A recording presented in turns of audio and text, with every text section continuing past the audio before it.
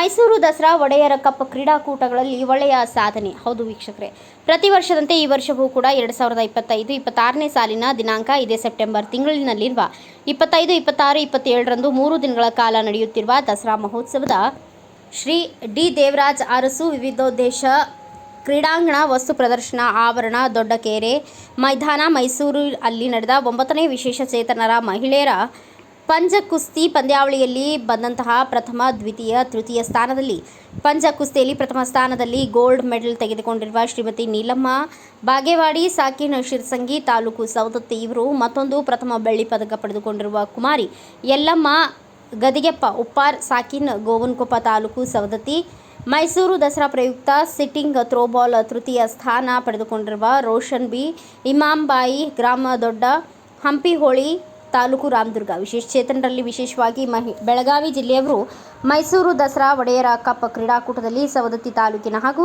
ರಾಮದುರ್ಗ ತಾಲೂಕಿನವರು ಪ್ರಥಮ, ದ್ವಿತೀಯ ಹಾಗೂ ತೃತೀಯ ಸ್ಥಾನದಲ್ಲಿ ಬಂದಿರುವವರಿಗೆ ಎಲ್ಲರಿಗೂ ಅಭಿನಂದನೆ ಸಲ್ಲಿಸಿದರು.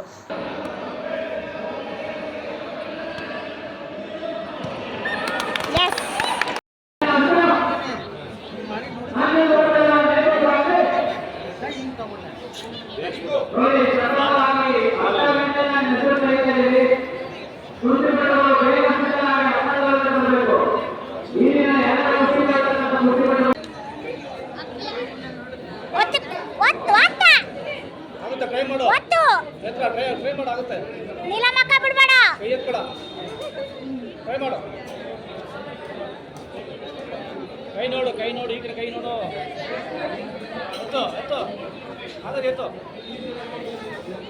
ನೋಡ ಆಯ್ತು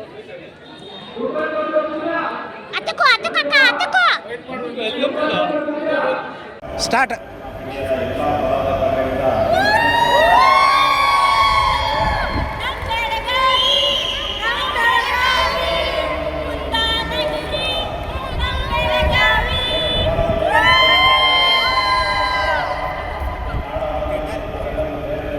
bureau report Manjunath Kaladgi, Bharata Vaibhava news, Ramdurg. Thanks for watching. Read, discuss and debate with editor Dr. Yan Prashant Rao. Wanted reporters in print, digital and visual media for Bharat Vaibhav Daily Newspaper, BV News 5 Channel and BV Fast Web News from all the talukas of Karnataka, Goa and Maharashtra. If interested, send your resume to 9019229369.